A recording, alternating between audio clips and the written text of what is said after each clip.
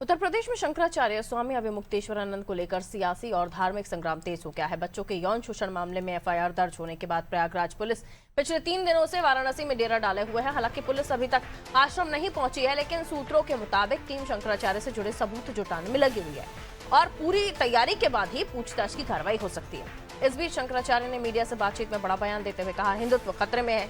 उन्होंने कहा, सिर्फ ड्रेस पहनकर खुद को हिंदू बताने वालों से हिंदुत्व को खतरा है और इस पूरे मामले में साजिश की बू आ रही है। वहीं दूसरी तरफ स्वामी अभिमुक्तेश्वरानंद के समर्थन में कांग्रेस पूरे प्रदेश में प्रदर्शन कर रही है। वाराणसी में कांग्रेस कार्यकर्ताओं ने शंखनाद कर सरकार को चेताया और पुलिस से धक्का मुक्की करते हुए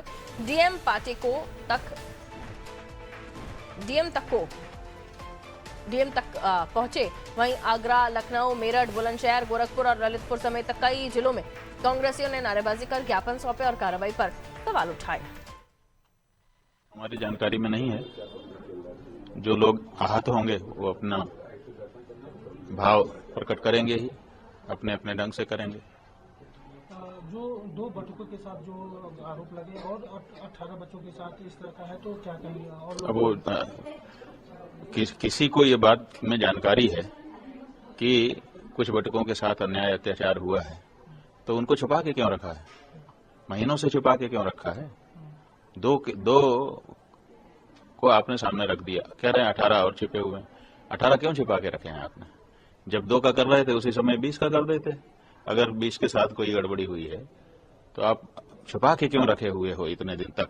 सबसे बड़ा सवाल ये है कि आपकी जानकारी में है, क्योंकि जब उन्होंने 2 को सामने कहानी बना के ले आए, उसी समय से वो कह रहे हैं कि 20 और हैं।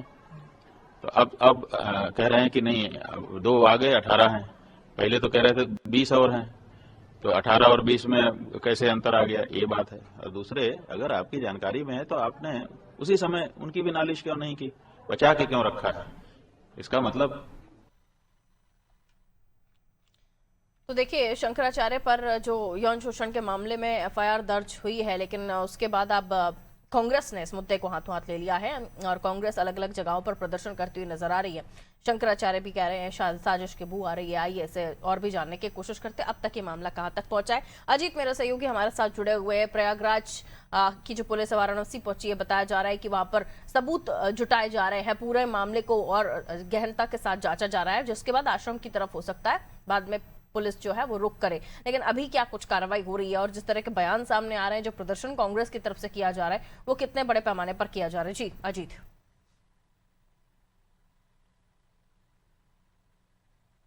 आवाज आ रही है अजीत आपको?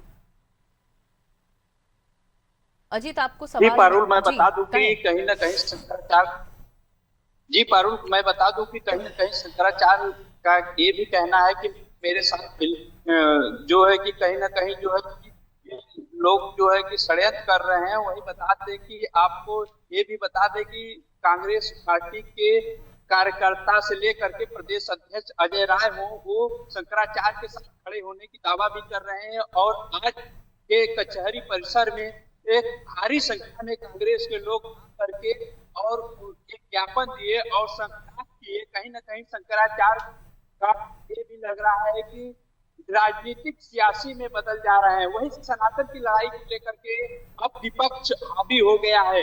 ये भी बता दें कहीं ना कहीं तो शंकराचार्य ये भी दावा करते हैं कि अगर अगर 2 हैं तो क्यों है? कहीं ना कहीं ये लोग भी कह रहे हैं कि और है, तो शंकराचार्य का ये भी कहना था कि कहीं 2 है तो 20 कर दीजिए, कुल मिलाकर के 20 लोगों को अभी तक छुपाया क्यों है?